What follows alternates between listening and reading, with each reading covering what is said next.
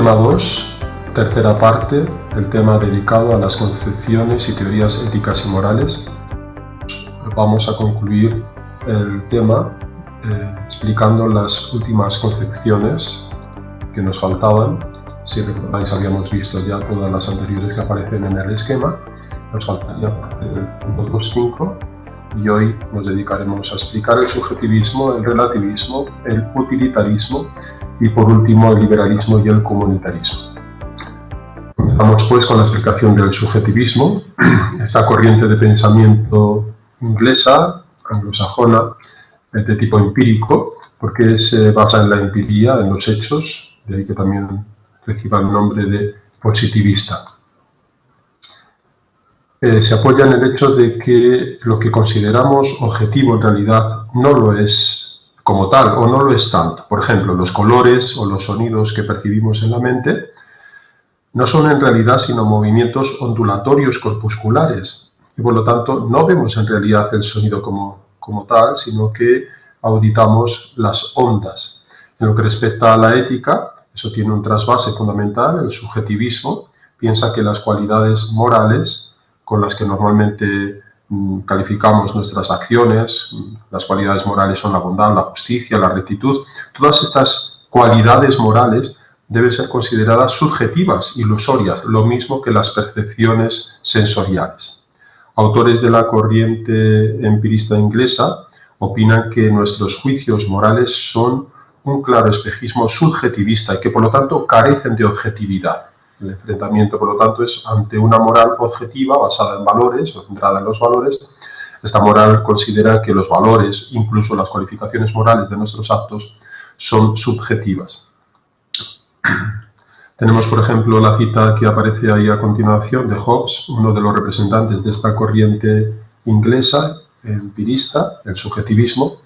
Hobbes dirá en su obra, el Leviatán, que cualquier cosa que sea objeto del apetito o deseo de un hombre, a eso lo llama el bueno, y al objeto de su odio y aversión malo, y al de su desprecio vil y de poca monta.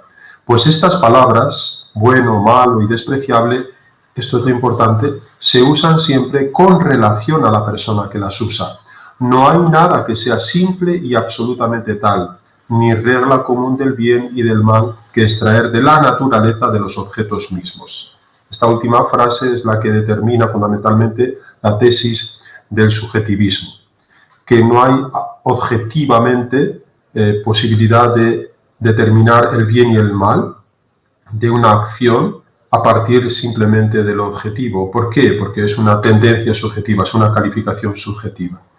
¿Cuál es la consecuencia que se extrae de esta concepción?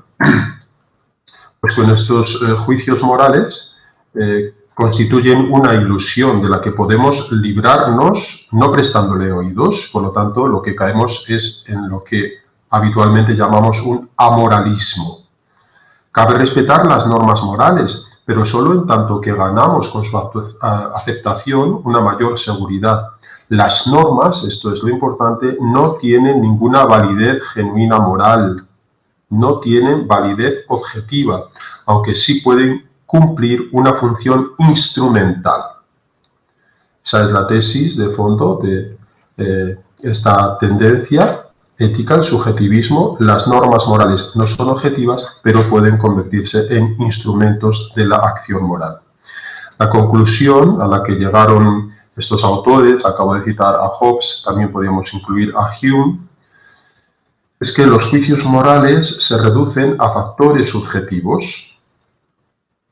Hay que indagar nuestra psicología, nuestra conducta y sentimientos para poder deducir la conducta moral. Se descarta, por tanto, toda ética normativa. Esta es la primera conclusión. No hay posibilidad de establecer una ética basada en la norma moral, porque lo primero es el sentimiento de aprobación o desaprobación personal o subjetiva. No nos comportamos con arreglo a normas, sino con arreglo a nuestros gustos subjetivos, gustos morales que son la aprobación o desaprobación moral de nuestra conducta. Hume cree, este autor, sin embargo, que en la base de nuestra actuación moral late siempre sentimiento de la simpatía. Esto es muy importante para distinguirlo del otro autor, de Hobbes. Hume, repito, que lo que está en la base de nuestro comportamiento, de nuestra acción moral, es la simpatía y no los impulsos egoístas. Es lo que defendía Hobbes. Uno y otro, como veis, aunque se apoyan en la misma idea de que es nuestra percepción subjetiva la que orienta nuestra conducta moral, uno y otro se diferencian en que el primero, Hume, dirá que fundamentalmente es el sentimiento de la simpatía el que nos mueve a nuestra acción, mientras que Hobbes, recordad la frase de Leviatán, son los impulsos egoístas.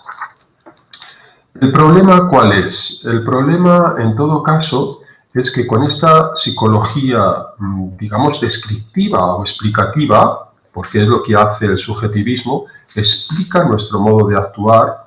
Esta psicología descriptiva, digo, puede mostrar tal vez cómo se genera el juicio moral, es decir, cómo actuamos a partir de un sentimiento, sea el de simpatía o el de egoísmo, pero lo que no prueba es su validez, es decir, la fuerza vinculante de esta conducta.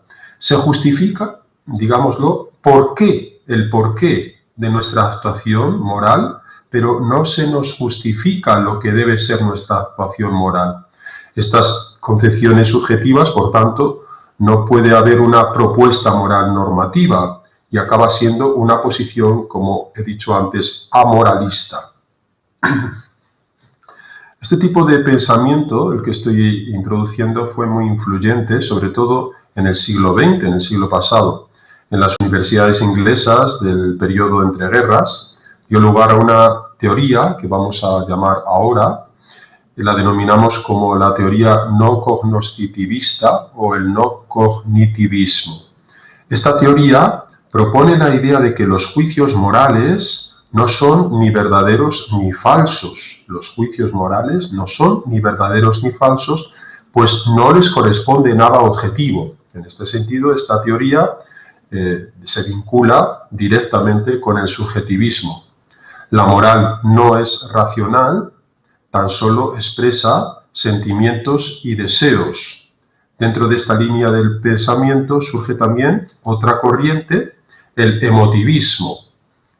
El emotivismo defiende que los juicios morales carecen también de sentido, más aún sostiene que el lenguaje moral es en el fondo una manipulación que se ejerce sobre los otros con vistas a un cambio de actitud.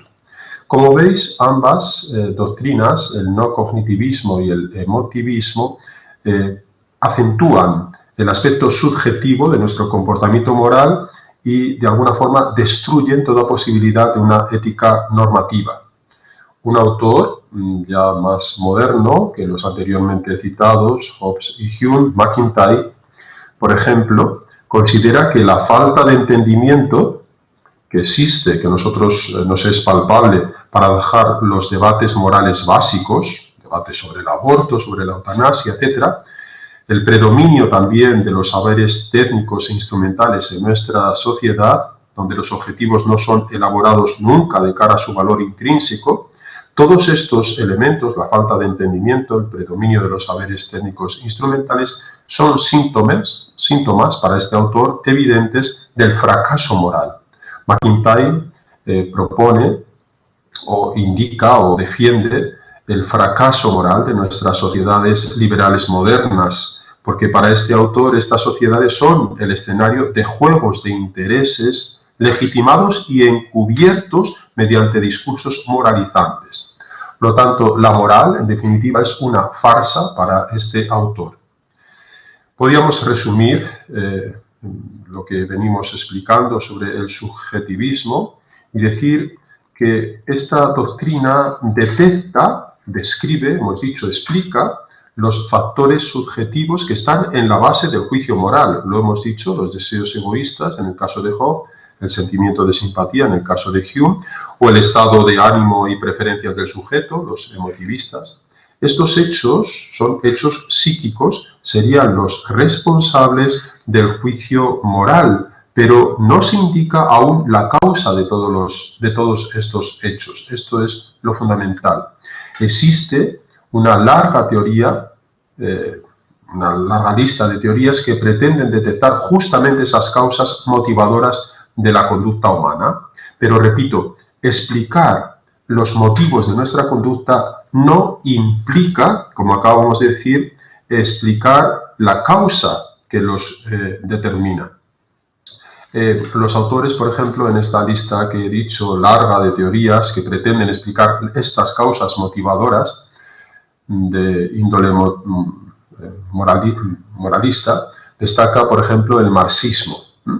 Marx, por ejemplo, dirá que la causa de nuestra acción moral es de índole materialista, es decir, son las estructuras histórico-sociales. Por ejemplo, ahí tenemos una teoría que determina la causa de nuestra acción moral, las estructuras histórico-sociales. Hay otra doctrina, la doctrina psicologista, es la complejidad del psiquismo humano en la doctrina del superego en Freud, por ejemplo, la que determina nuestra conducta. O tenemos teorías sociológicas. La causa de nuestra acción moral sería la presión social, por ejemplo, en la escuela de Durkheim. O las teorías culturales. En este caso, se pone la atención en los mecanismos de adaptación cultural. Por ejemplo, Harris, que es de la corriente darwiniana, dirá justamente que son esos mecanismos de adaptación culturales los que determinan nuestra cultura. O bien factores de tipo genético. Tenéis a este biólogo, Wilson, que hablará de los factores de orden genéticos como propuesta de la causa de nuestra acción. Todas estas escuelas, el marxismo, el psicologismo, la sociología, los motivos o los mecanismos culturales de Harris o los genéticos de Wilson, pretenden explicar la causa que determina nuestro comportamiento moral. Pero en el fondo de todas ellas, de todas estas teorías que acabo de describir, late la propuesta de causas que derivan de las leyes de la naturaleza. Eso es muy importante, es decir, todas estas factores, causas, motivos, dependen de las leyes de la naturaleza. Ellos son los que desencadenan la acción ética. Por lo tanto, la pregunta la tenemos que seguir haciendo. La pregunta fundamental es si nuestras convicciones morales son o no son subjetivas e ilusorias. Entended lo que acabo de describir. Hemos acercado a la teoría subjetivista, que opina que nuestro comportamiento moral no atiende o no está guiado por normas objetivas, sino por elementos subjetivos, sentimientos de egoísmo, sentimientos de simpatía, en los dos autores clásicos, pero también hay otras formas de motivación subjetivas, insisto, no objetivas de nuestra conducta, las que acabo de describir en las distintas listas de teorías. En el fondo, entre unas y otras, también en el no cognitivismo o en el emotivismo, todas ellas late la misma idea, es que nuestro comportamiento moral no es objetivo. Y la pregunta entonces que nos tenemos que hacer es, entonces, ¿nuestra norma moral tiene algún significado, tiene algún sentido? ¿Nuestras convicciones morales son o no son subjetivas e ilusorias? Esa es la pregunta.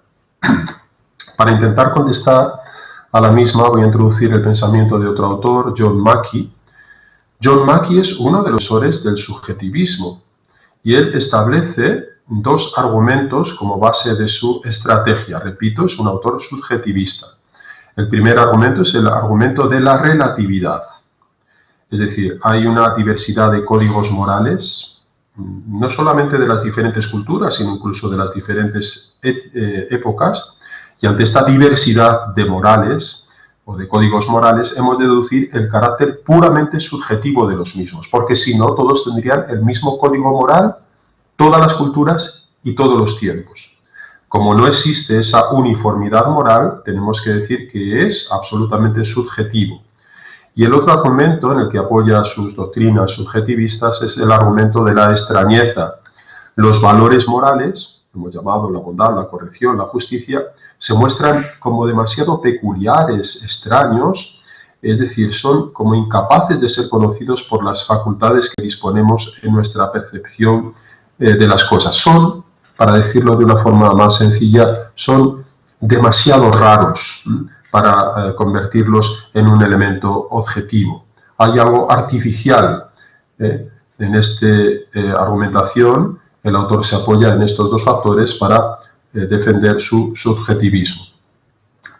En realidad, lo que dice Mackie es que nosotros inventamos lo bueno y lo malo. Nosotros somos, subjetivamente, los que inventamos lo bueno y lo malo. Lo dice en esa obra Ética, la invención de lo bueno y lo malo. No deseamos las cosas porque sean valiosas en sí mismas, sino que las consideramos valiosas porque las deseamos. Este argumento de la extrañeza que acabamos de introducir, en realidad resulta poco convincente. Quisiera hacer una crítica al mismo. Del hecho de que algo sea peculiar, como él dice, que sea raro, nuestros valores morales, no se desprende que haya que dudar de su objetividad. En el fondo, la teoría de Mackie esconde la propuesta claramente, directamente conectada con el empirismo de Hume. Lo que hace este autor es reducir la variedad de todo al solo dato de lo percibido por los sentidos, tal y como hacía el empirista Hume. Es decir, nosotros solo tenemos las impresiones, decía este autor. Todo lo que no sea comprobable mediante percepción será declarado siempre como ficticio. Es difícil aceptar este tipo de comprensión tan reduccionista, tan homogénea de la rica y variada vida humana. Esta sería una de las críticas fundamentales que yo introduzco en el subjetivismo. Primero, que no es verdad que nuestra vida moral, nuestra vida humana, tenga que ser reducida simplemente a las impresiones, es decir, a lo sensible. Sería un reduccionismo. Y además, el hecho que los valores objetivos morales sean extraños, sean raros, de ahí no se deduce que no sean verdaderos u objetivos. Bien, eso es lo que tenemos que decir en torno al subjetivismo. Pasaríamos rápidamente al tema del relativismo, a la teoría relativista. Para este tipo de doctrinas, el relativismo moral, las normas morales no son universales. También coincide con el subjetivismo. Son dos tendencias parecidas, pero hay una diferencia fundamental.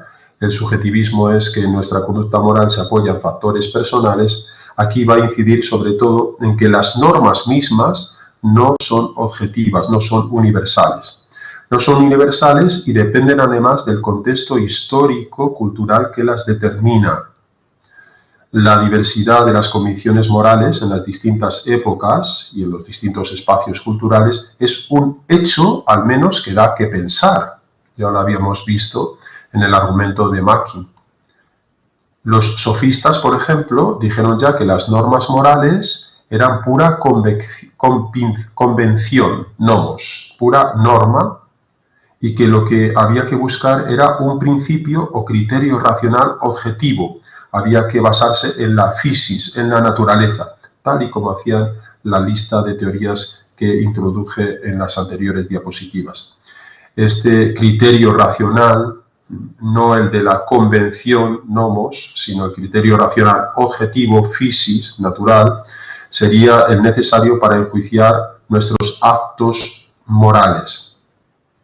Frente al dogmatismo, que encierra el llamado objetivismo moral, un objetivismo universalista, porque propone los valores morales como universales y objetivos, los defensores actuales del relativismo lo proponen como la posición que más se ajusta a la idea de la tolerancia y de la convivencia pacífica. Estoy mostrando, sin más, que las doctrinas relativistas proponen fundamentalmente las tesis subjetivistas, pero además lo proponen como las más adecuadas a la idea de tolerancia, de convivencia plural y pacífica de nuestras sociedades. Sería la forma de argumentar en defensa de este relativismo moral.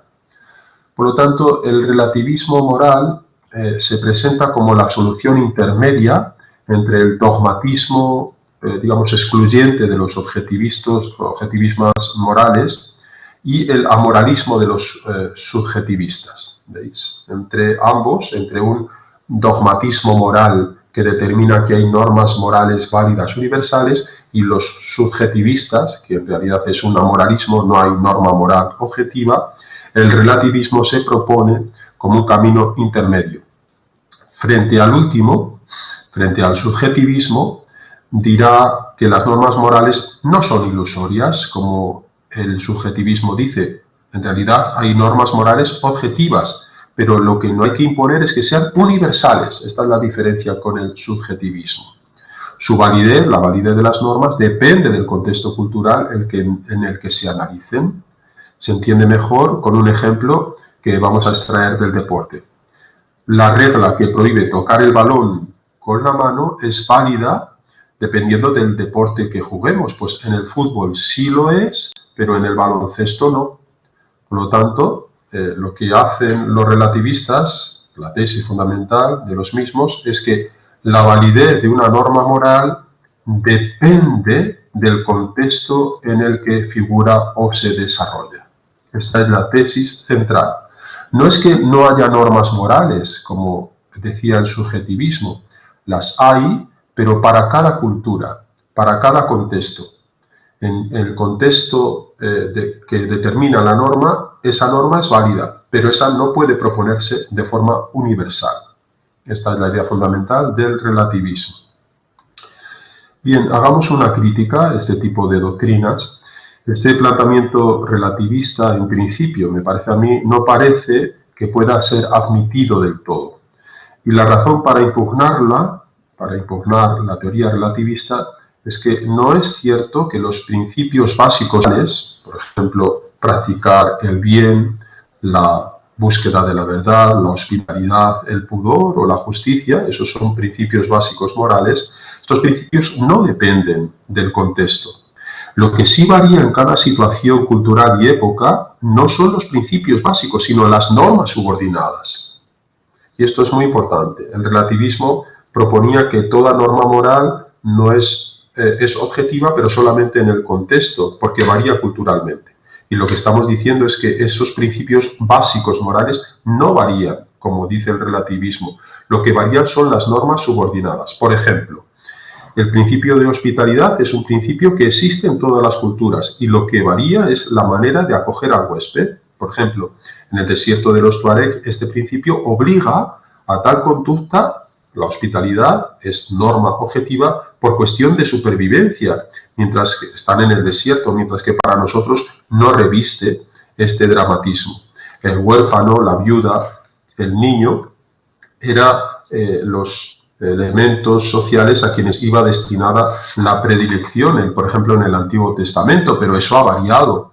Ahora estas figuras, el huérfano, la viuda, el niño, como, digamos, elementos que suscitan nuestra compasión, podríamos sustituirla por el emigrante ilegal o los excluidos, descartados de cualquier tipo. Entonces, el principio no varía, lo que varía son las normas subordinadas.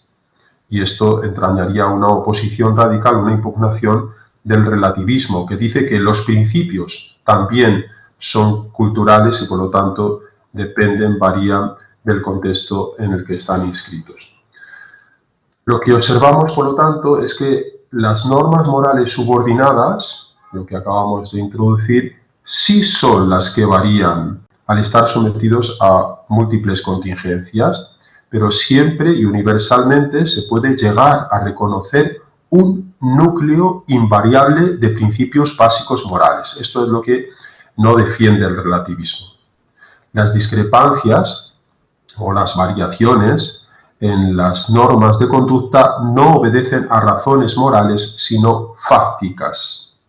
Y esto es lo fundamental. Pongamos un ejemplo.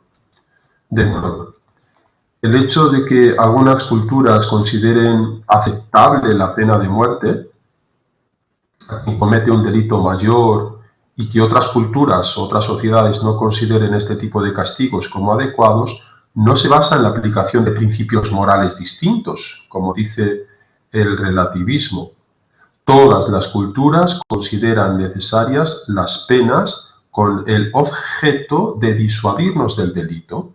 Y eso es un principio básico que no está en relación, por lo tanto no se altera en las distintas culturas. Este principio no varía.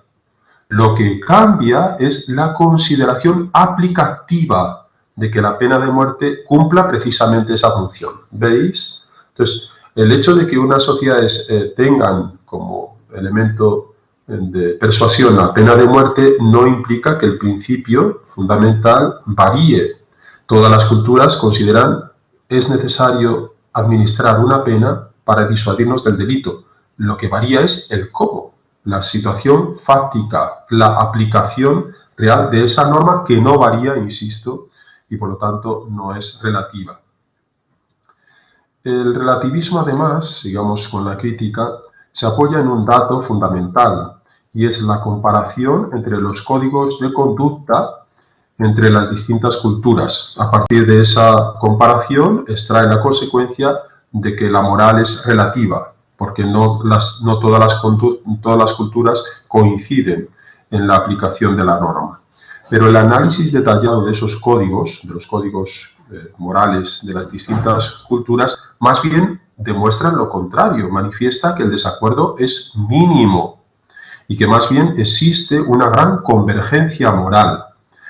Y por eso concluimos del hecho de que existan excepciones implica aceptar una cierta universalidad de moral, aunque ésta no sea total.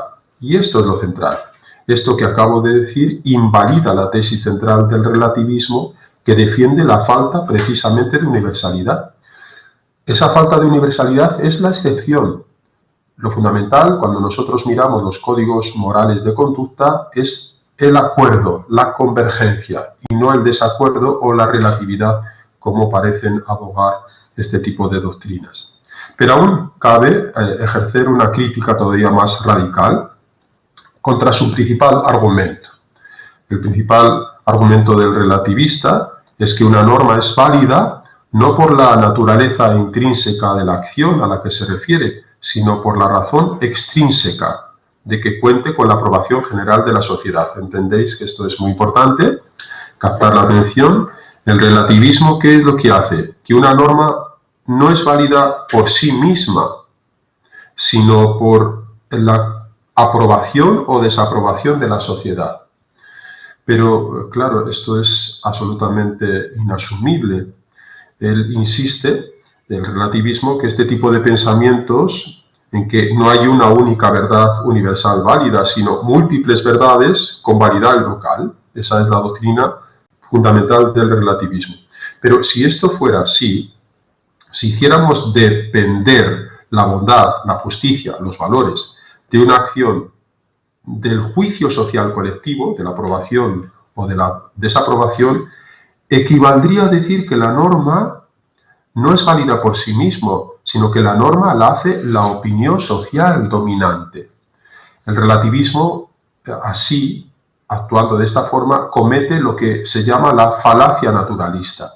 ¿En qué consiste la falacia naturalista? Consiste en apoyarse en un hecho, no en lo objetivo de la norma, en un hecho, en este caso contar con la aprobación, el refrendo social de la mayoría, para fundar los deberes. Pero los hechos por sí solos no fundan los deberes. Esto es lo fundamental y esa sería la crítica más radical al relativismo, que basa la impugnación de la universalidad de la norma no en la validez o no validez de la norma en sí, sino en el contexto de aprobación o desaprobación social que la norma sugiere.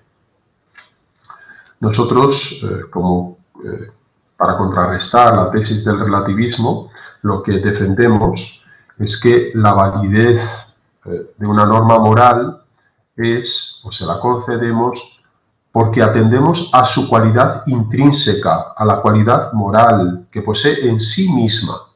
Por eso es una norma moral objetiva y universal, por sí misma.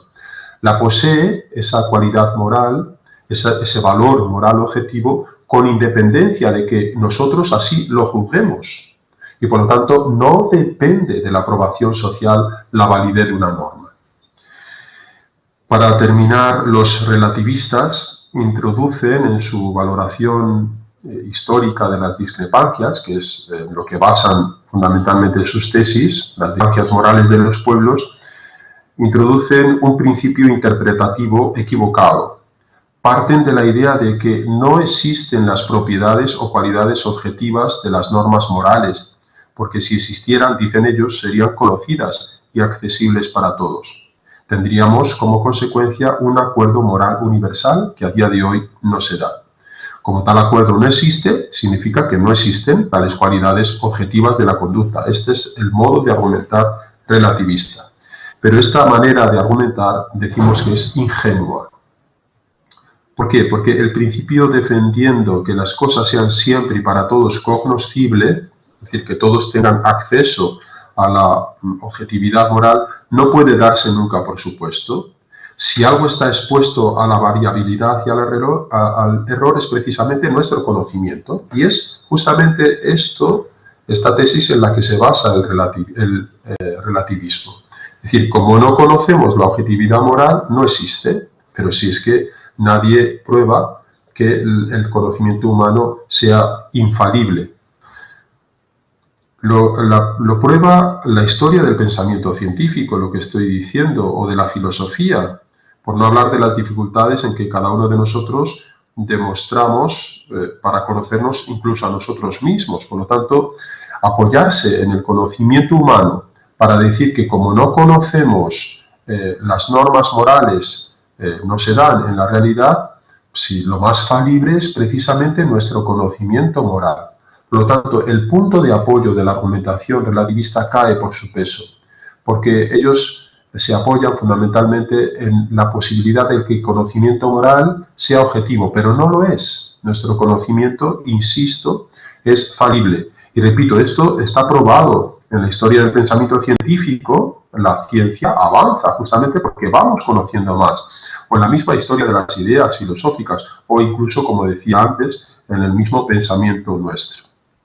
Es decir, hay progresos, hay regresos en nuestro conocimiento moral, y esto es lo principal. Pero este progreso o regresos no implica que no haya normas objetivas universales, sino simplemente lo que implica es que falta la madurez moral en los pueblos y, por lo tanto, existen dificultades del conocimiento moral. Esta falta de madurez, que viene dada por nuestro conocimiento falible, no infalible, de la moral, es lo que impide la aceptación universal. De hecho, por ejemplo, nosotros valoramos a figuras como la que ahí aparece, como Gandhi o como Sócrates o como Jesús de Nazaret, como figuras que nos han enseñado la injusticia de algunas leyes. Por lo tanto, y esta es la tesis fundamental, la discrepancia, que es donde se apoya el argumento relativista, la discrepancia a la hora de proponer una moral universal, porque vemos que las culturas cada uno propone la suya, no se produce por la relatividad de la norma, como ellos concluyen, sino por la falta de lucidez moral. Por lo tanto, no es achacable a que no exista una norma moral. Somos nosotros los que nos falta el conocimiento preciso para ver que hay la moralidad objetiva. Por lo tanto, sí existe la moralidad objetiva, lo que no existe es nuestra posibilidad aún, porque no es madura, de un conocimiento de nuestra moral objetiva. Pero de ahí no se desprende, crítica final, como dice el relativismo, que la norma moral sea relativa.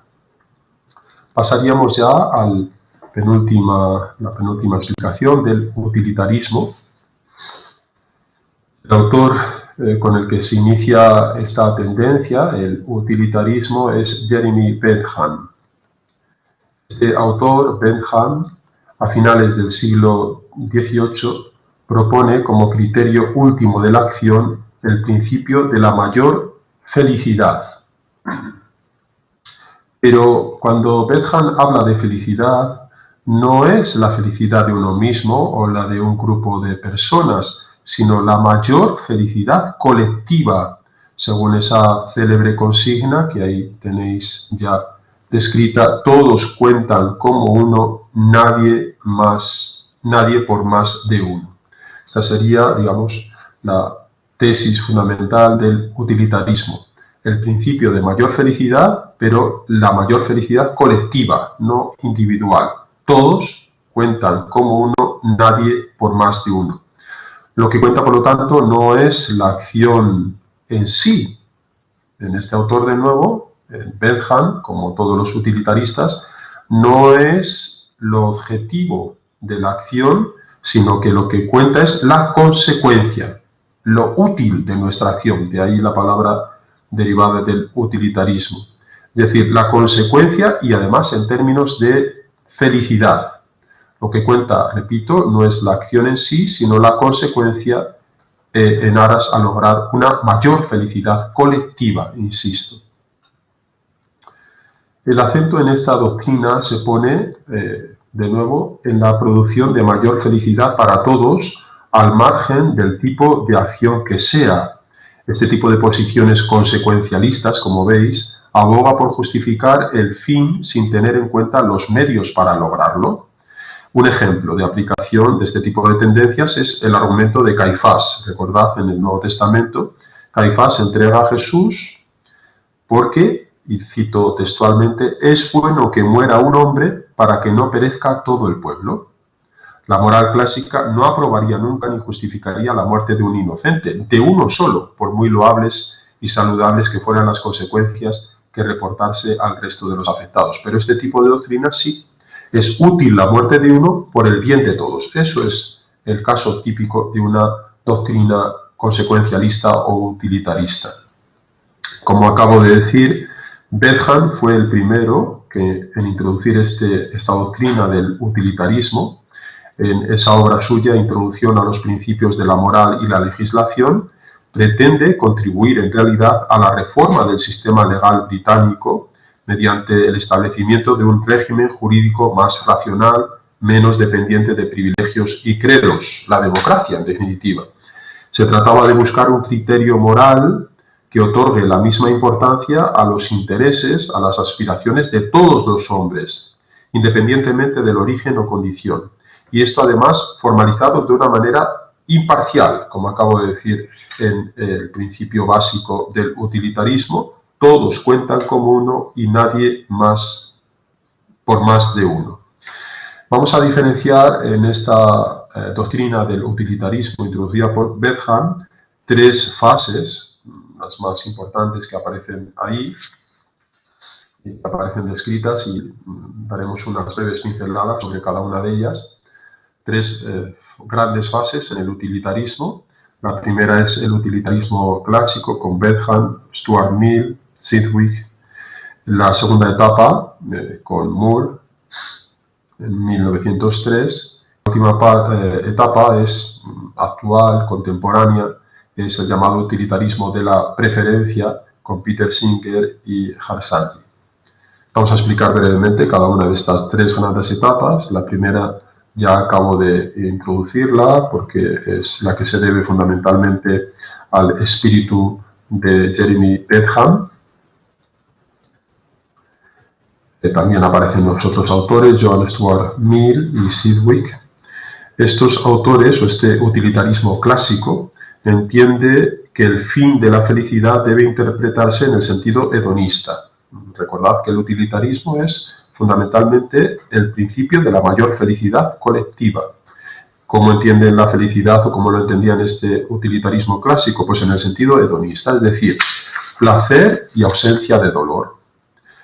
Es verdad que Stuart Mill, lo dijimos en la clase anterior, introduce un aspecto cualitativo en los placeres, pero digamos que eso es la excepción. Lo fundamental en este tipo de posiciones utilitaristas es la mayor felicidad colectiva, pensándola en el sentido de placer y ausencia del dolor. La segunda etapa es la que se inicia en 1903, con esa obra que ahí aparecerá, Los Principia Ética, de Moore. Se trata de un utilitarismo ideal, en el que se sostiene por una parte que el placer no es la única experiencia humana valiosa, como decía el utilitarismo clásico. Hay otro tipo de placeres, hay otro tipo de fines morales. El placer, repito, no es la única experiencia humana valiosa, como decía el típico utilitarismo clásico basado en la felicidad como de forma hedónica. Eso es lo primero, es decir, el placer no es la única experiencia humana valiosa, y en segundo lugar, la moral no se reduce a la búsqueda de la felicidad humana. Por lo tanto, hay una variación fundamental. El principio moral para este tipo de utilitarismo no es la felicidad, sino el principio que ordena fomentar cuanto de valioso hay en el mundo. Como veis, es una introducción muy en el estilo de Stuart Mill, por lo tanto buscando la cualidad en el placer, incluso en lo valioso que hay en el mundo como acicate para nuestra acción moral. La bondad de estos fines valiosos no es algo a lo que lleguemos por argumentos, sino apelando a la evidencia de la intuición. Por lo tanto, sí que buscamos lo valioso, sí que buscamos la felicidad, pero no en el sentido hedonista que nos referían el utilitarismo clásico. Y llegamos a una última etapa en el utilitarismo, que es el utilitarismo de la preferencia, con este autor, Peter Singer, uno de los bestsellers actualmente en la literatura americana. Para este autor y estos autores, Harsanyi también, no es la presunta naturaleza común a todos los seres humanos lo que define el bien de una acción moral, cuanto a las preferencias individuales. Aquí, como veis, hay una variación absolutamente decisiva en el utilitarismo. Cada uno, dice estos autores, es el mejor intérprete para saber lo que le conviene. Peter Singer todavía va más lejos, porque propone que la acción moral ha de ser absolutamente imparcial y ha de atender igualmente a los intereses de los animales, no exclusivamente a los de la especie humana. Ese es el especificismo que ahí se aparece como doctrina básica de este autor, con obras emblemáticas de sacralizar la vida humana, por ejemplo. Es el autor que propone ese proyecto Gran Simio, donde dirá incluso que los derechos de los grandes primates están por encima incluso de los derechos de los seres humanos. El utilitarismo es actualmente criticado, mucho más criticado que antes, es decir, tiene menos defensores, y lo fundamental en la crítica que le hacemos es que no parece que la utilidad, que es lo fundamental en estos tipos de teorías o doctrinas, pueda ser lo primero, lo fundamental que guía nuestra acción hasta el punto de suspender, de anular convicciones morales que muchos juzgamos irrenunciables.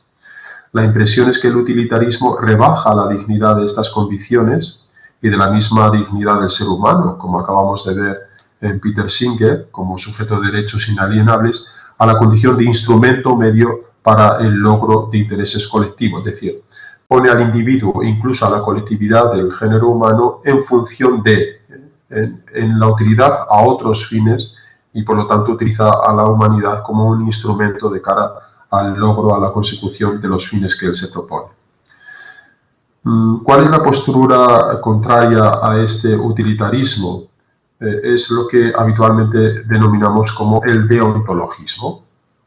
El deontologismo sería la postura contraria a la posición ética del utilitarismo. Pues definamos entonces qué es el deontologismo para tener así una idea ya global y entender mejor incluso lo que es el utilitarismo.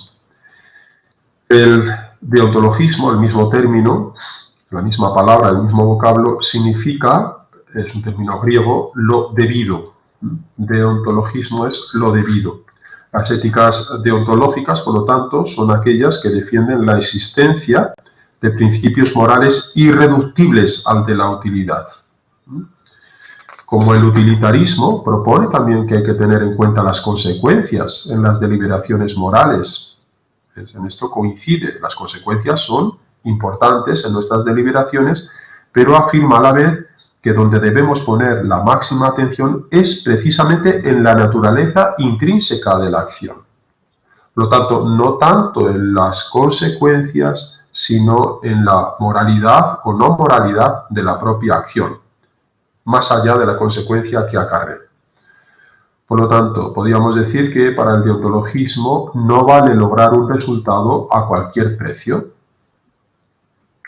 Hay que considerar la función orientadora que tienen las normas morales en el saber espontáneo, por mucho que ésta deba ser cribado. Las éticas deontologistas son las que más han predominado a lo largo de la historia. Por ejemplo, uno de los autores de estas éticas deontologistas es Kant, Immanuel Kant. Es uno de los representantes máximos de la tesis del deber por el deber, más allá de la consecuencia incluso que nos acarre personalmente. Otro autor, David Ross, merece también una especial atención. Lo vamos a ver ahora.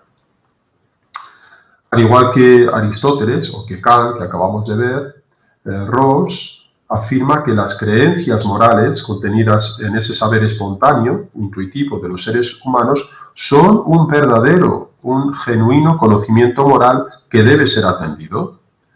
Ross distingue entre deberes reales y deberes que él llama prima facie. Un deber es real si efectivamente lo tengo, mientras que un deber se puede catalogar como deber prima facie cuando en una acción de cierto tipo existe la tendencia a ser mi deber real. Es decir, cuando no hay dilema, solo existe el deber real, pero si hay dilema, entonces tenemos que calibrar cuál es el deber real o cuál es el deber prima facie. ¿Cuál es el problema? El problema es que en numerosas ocasiones existe ese dilema, se genera un conflicto entre deberes prima facie, que hay que resolver, atendiendo a esa tendencia de que un deber tiende a convertirse en el real. Por ejemplo, revelar un secreto es prima facie incorrecto, pero si esta revelación del secreto se hace con vistas a evitar un desastre, entonces resulta prima facie como correcto. Frente a otros deontologistas, Ross considera que todos los deberes prima facie pueden ser anulados por otros deberes prima facie más urgentes. ¿Entendemos?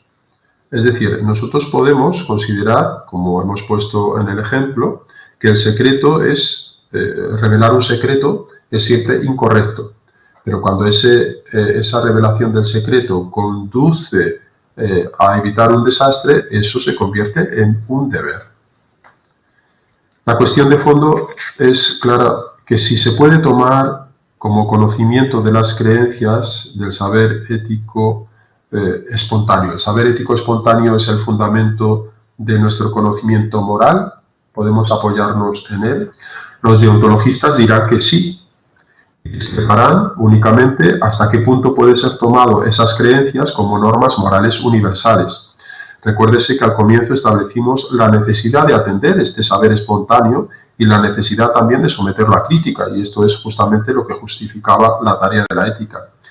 No podemos renunciar a este conocimiento, como hace el utilitarismo, en orden a promover una felicidad colectiva en la que el ser humano es degradado a mero instrumento, como hemos visto. Resulta cuanto menos una posición ética, poco ética o abiertamente inmoral. Con esto concluiríamos la crítica al utilitarismo y terminaríamos nuestra clase, nuestra lección, nuestro tema, con las últimas dos doctrinas muy breves y rápidas, el liberalismo y el comunitarismo. Para explicar estas dos últimas doctrinas, vamos a partir de una explicación un poco más amplia. Nos remontamos a esa idea de un orden cósmico universal en el que el ser humano ha de insertarse para lograr su plenitud. Esta idea es la que ha sido aceptada desde el pensamiento griego hasta la Edad Media, lo que llamamos el teleologismo. Es decir, hay un orden, una razón, un logos, un sentido universal.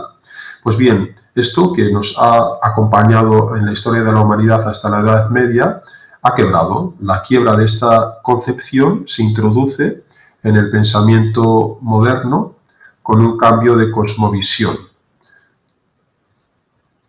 El cambio de cosmovisión es el que indica que no hay un orden ni una finalidad en la naturaleza, ese es el pensamiento moderno, y el hombre es en principio un ser autónomo e independiente.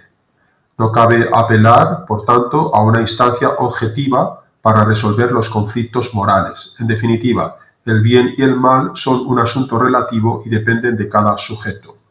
Lo único que se puede hacer es acordar, consensuar para garantizar los intereses de la mayoría, limitando los derechos particulares. Esta diapositiva muestra fundamentalmente el cambio de concepción de lo que ha sido toda la historia de la humanidad hasta la llegada de la modernidad y el inicio de la modernidad, donde lo que se acentúa es que no hay fines, el hombre es autónomo y por lo tanto no hay normas a las que tiene que atenerse el ser humano. Pues bien, el liberalismo, y explicamos ya la doctrina, es justamente esa doctrina política además, que propone un Estado mínimo en sus cometidos. Esa sería la tesis fundamental. El Estado tiene que tener una fuerza suficiente para proteger los derechos respecto a la vida, a la libertad y a la propiedad, en esas tres instancias de los ciudadanos, como dirá John Locke. Y en la misma perspectiva hay que entender la vertiente económica de esta corriente, la corriente economicista de tipo liberalista. El principio fundamental del liberalismo es el que sostiene, el principio fundamental del liberalismo es el que sostiene la prioridad de la justicia sobre el bien del hombre. La idea de fondo es que a todo individuo le asisten derechos y libertades básicos que han de ser respetados por todos. El objetivo último del liberalismo no es otro que el de defender la supremacía de la libertad frente al Estado. ¿Cuál es la aporía del liberalismo?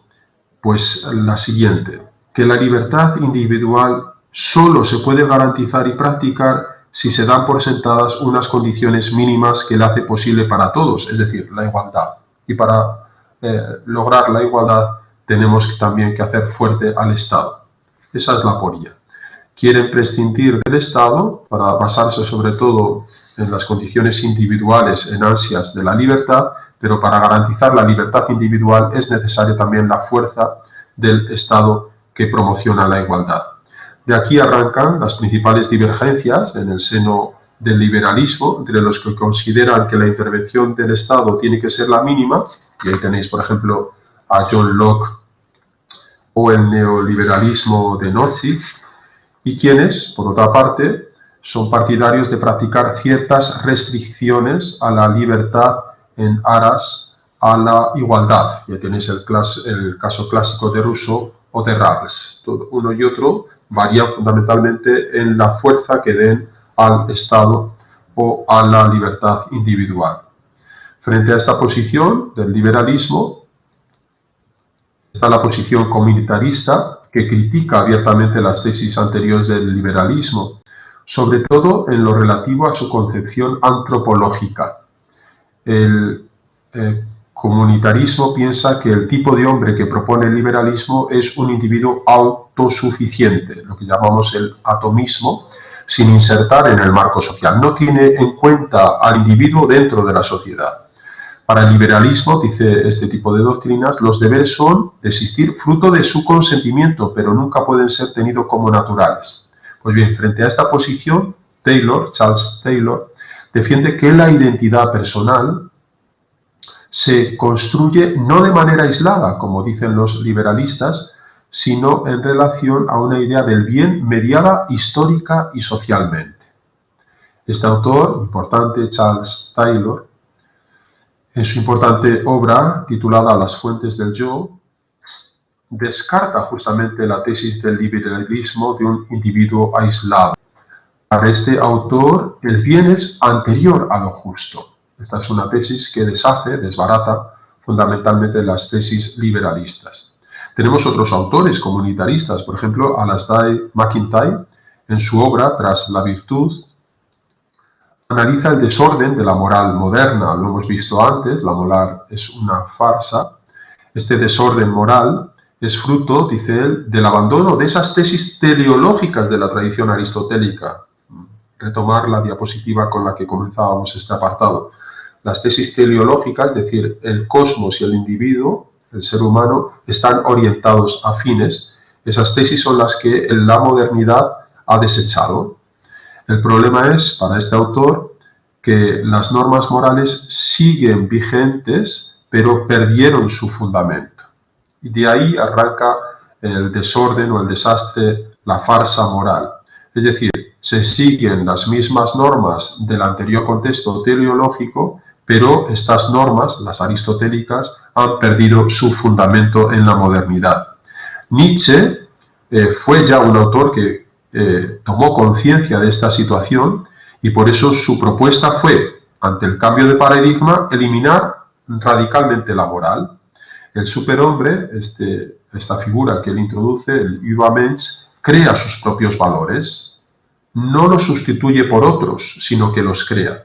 McIntyre, sin embargo, no considera válida esta salida y propone, y con esto concluiríamos el tema, regresar a la tradición aristotélica premoderna, anterior a la modernidad, dando un nuevo enfoque al tema de la virtud.